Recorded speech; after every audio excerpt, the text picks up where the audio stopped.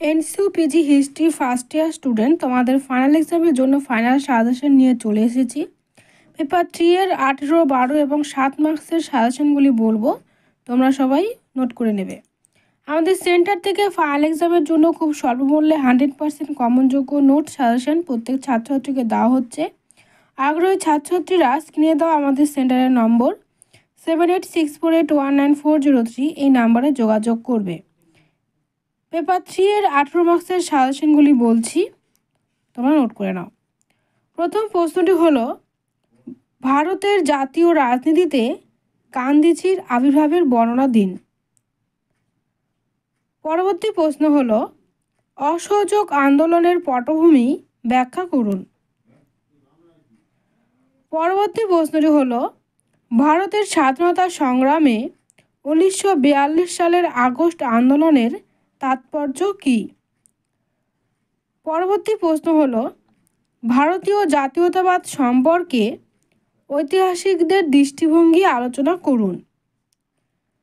পরবর্তী প্রশ্ন হলো, উদ্বাস্তু পুনর্বাসন সম্পর্কে সমস্যা সম্পর্কে বিশেষ উল্লেখ সহ 1947 সালের ভারত ভাগের মূল্যায়ন করুন। পরবর্তী প্রশ্নটি হলো, ভারতের অর্থনীতির ওপর প্রথম বিশ্বযুদ্ধের প্রভাব আলোচনা করুন। 18 মার্কসের যে সাজেশনগুলি বলছি এগুলোর উত্তর তোমরা সকলেই বইয়ে পেয়ে যাবে, তবে বইয়ের মধ্যে 18 মার্কসের জন্য প্রযোজ্য যে উত্তরটি দরকার সেটি কিন্তু দেওয়া নেই, শুধুমাত্র তোমাদের ধারণার জন্য একটু টপিক তুলে দেওয়া হয়েছে। এই 18 মার্কসের সাজেশনগুলো ফুল উত্তর আমাদের সেন্টার থেকে যে উত্তরপত্র দেওয়া হচ্ছে সবাইকে, সেখানে কিন্তু ক্লিয়ারভাবে দেওয়া রয়েছে। তোমাদের এক্সাম 19 তারিখ রয়েছে, 18 তারিখ পেপার 2, 19 তারিখ পেপার 3। সেক্ষেত্রে পরপর এক্সাম। পেপার 3 এর জন্য তোমরা ভালো করে প্রিপারেশান নেবে। এক্সাম সেন্টার অনেক দূরে, সেক্ষেত্রে যাতায়াতের অসুবিধার জন্য প্রিপারেশানটা সেদিন হয়তো নাও হতে পারে, সেক্ষেত্রে আগের থেকে ভালো করে প্রিপারেশানটা নেবে। পরবর্তী প্রশ্ন বলছি, স্বাধীন ভারতে প্রথম তৃতীয় পঞ্চবার্ষিকী অর্থনৈতিক পরিকল্পনার ভিত্তি কী ছিল? পরবর্তী প্রশ্ন হলো, ভারতের রাজনীতিতে চরমপন্থার উদ্ভব কিভাবে ব্যাখ্যা করবেন? পরবর্তী প্রশ্ন হলো, 1885 থেকে 1905 খ্রিস্টাব্দ পর্যন্ত ভারতের জাতীয় কংগ্রেসের কার্যাবলী মূল্যায়ন করুন। তোমরা হয়তো অনেকেই সোশ্যাল মিডিয়ায় শুনছো যে 18 তারিখ আর 19 তারিখ এক্সাম ডেট চেঞ্জ করার কথা। ডেট চেঞ্জ নাও হতে পারে, ঠিক আছে? আশা করি সম্ভাবনা খুবই কম ডেট চেঞ্জ হওয়ার। সেক্ষেত্রে এক্সাম ডেট চেঞ্জ হবে এই আশা নিয়ে প্রিপারেশন তোমরা কম করবে না। এমনিতেই ইউনিভার্সিটি 6 মাস লেট চলছে, সেক্ষেত্রে এক্সাম ডেট যদি আরও পেছোয়, এরপর হয়তো দুর্গাপুজোর যে হলিডেগুলো রয়েছে সেখানে হয়তো পরপর এক্সাম ডেট দিয়ে দিতে পারে। সেক্ষেত্রে একটু তোমরা ম্যানেজ করে নাও। এক্সাম ডেট যেটা দেওয়া হয়েছে সেখানে এক্সাম দেওয়ার চেষ্টা করো। অনেক স্টুডেন্ট রয়েছে ওয়েস্ট বেঙ্গলের বাইরে, যারা এক্সাম রুটিন পাওয়ার পর ট্রেনের টিকিট করে ফেলছে আসা এবং যাওয়ার। সেক্ষেত্রে এক্সাম ডেট নাও হতে পারে, এক্সাম ডেট চেঞ্জ নাও হতে পারে। তোমরা যে ডেটটি ইউনিভার্সিটি থেকে দেওয়া হয়েছে সেই ডেটে পরীক্ষা দেওয়ার চেষ্টা করো। আমার ভিডিও যারা প্রথমবার দেখছো প্রত্যেকের কাছে রিকোয়েস্ট হলো ভিডিওটিকে লাইক করে চ্যানেলটিকে সাবস্ক্রাইব করে রাখবে। এনএসইউ এর সমস্ত রকম আমাদের চ্যানেলের মাধ্যমে প্রত্যেক ছাত্রছাত্রীকে জানানো হয়। এরপর 12 মার্কসের সাজেশনগুলি বলছি। প্রথম প্রশ্নটি হলো, আইন অমান্য আন্দোলনের পটভূমি কী ছিল? পরবর্তী প্রশ্ন হলো, মন্টেগু চেমসফোর্ড সংস্কারের মূল ধারাগুলি কী ছিল?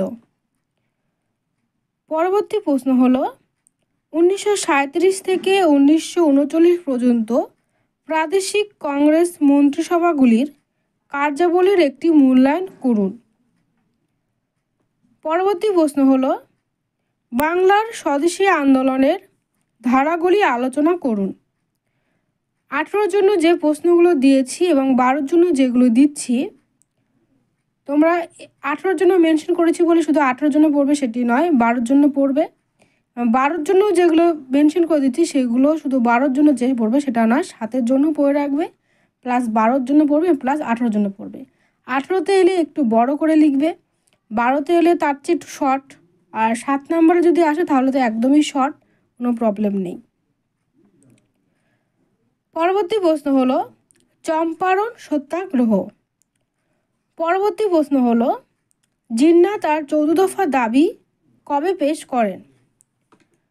পরবর্তী প্রশ্ন হলো সৈয়দ আহমেদ খান।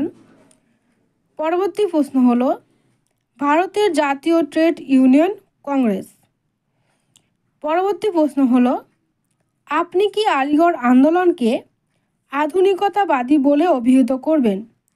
কিছু প্রশ্ন টপিক অনুযায়ী রয়েছে, কিন্তু প্রশ্নগুলি একদম ধারণার বাইরে, উত্তর কিন্তু বইয়ের দেওয়াই নেই, টপিকটাও ধরে দেওয়ার মতো নেই।